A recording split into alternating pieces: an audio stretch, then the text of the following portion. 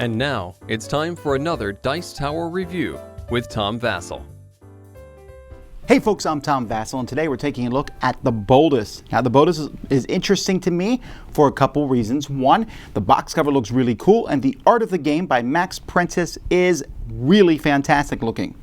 Secondly, it's designed by Sophia Wagner, who Sophia Wagner is really becoming an interesting designer, and I'm anxious to see something that her last game was really cool last year, so I want to see what the new game was. I didn't know anything about this game, honestly. It has some sort of futuristic theme, I think. I'm pretty sure the game was almost designed around the artwork, but where you're going out, you're like sending scavenger parties out into the wood where some monsters, some technological stuff that man has created has gone amok, and they're running around as monsters, and you're collecting artifacts, and they almost has like a borrower's type schematic to it.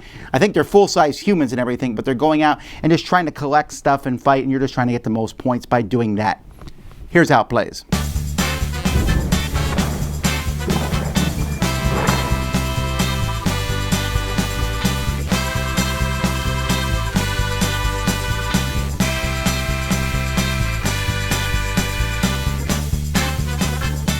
Okay folks, so this is the board for the Boldest. The Boldest will have these rows of items.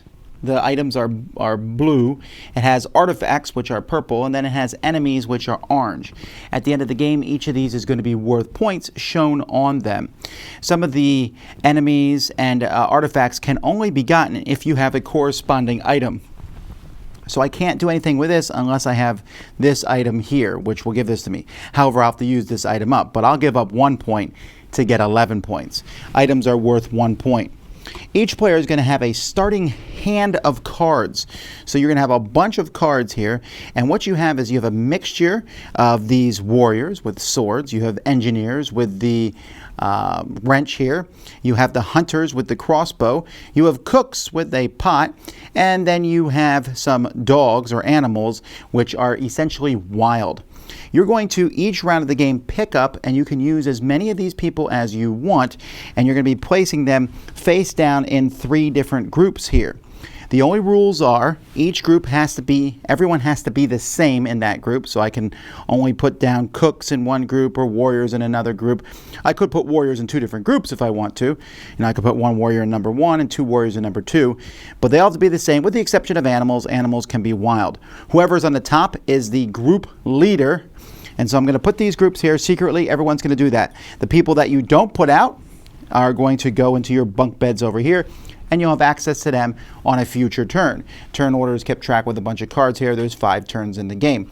On the 5th turn, all your cooks suddenly get warrior-ish, and they all turn into warriors, so you can mix them with warriors, but only on turn 5.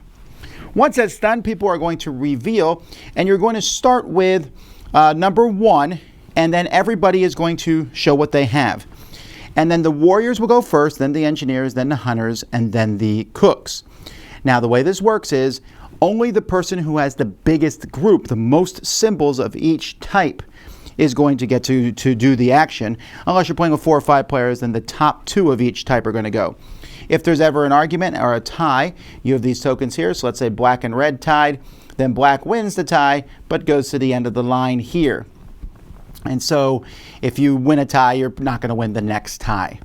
So what do the different cards do? Well, the warriors, if you're win the warriors, you can take any card from the front column that's an item, or you can take out a warrior, one of these monsters. However, again, you need the item if you're going to take out one with a symbol on it.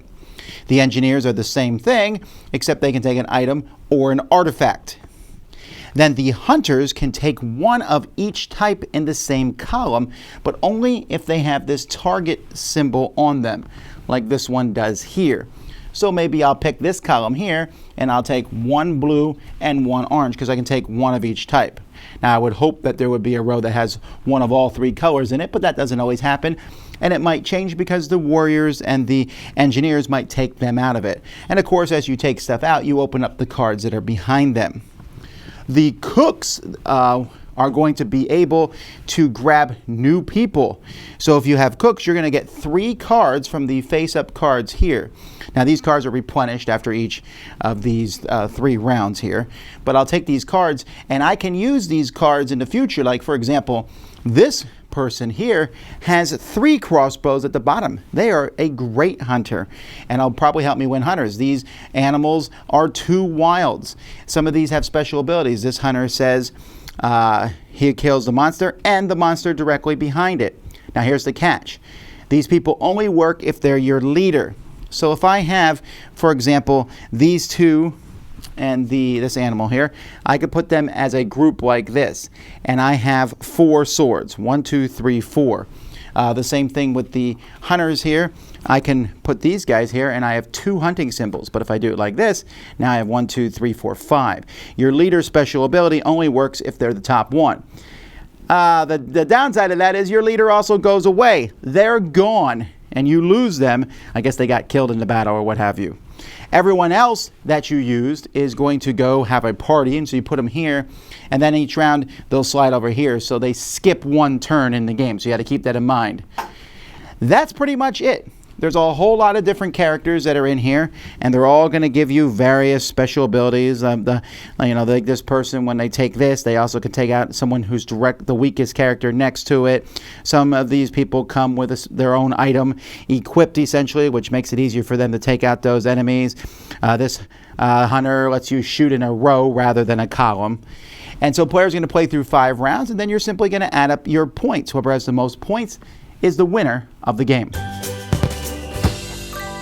So let's start with the only negative thing I have are these tokens here. These are very, very thin, and I don't know, I just wish I want to slide them around a little better than they were. Even the player boards themselves are a little thinner than I would prefer. That's my only negative. Other than that, fantastic. I really like how each of the different factions has different artwork for the cards. So here's the hunters and the cooks. These have an owl as their animal, this faction. While this faction, these guys are wearing fish heads for some reason. These cooks, there's their engineers, and what does their animal look like?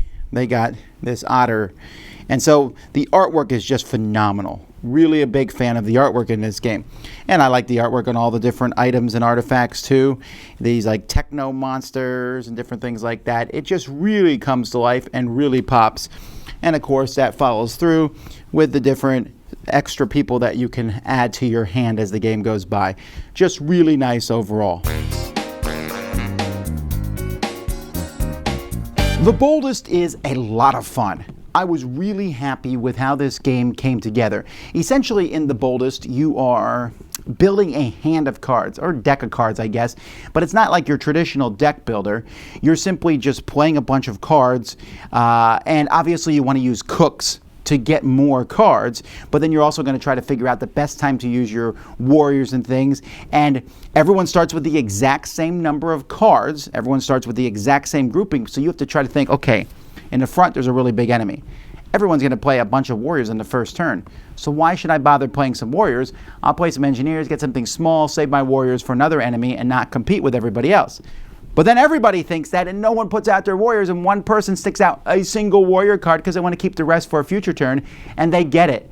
And that's what's really neat about the game is it's this kind of bluffing type game where you're going to send groups out, and you can cross each other, although the crossing each other happens less than you might think. And then also more than you might think. At the beginning, you're like, oh, look, you played warriors, I played engineers, they played hunters, you played cooks, fantastic, this is great, kumbaya, we're going to get along for this whole game.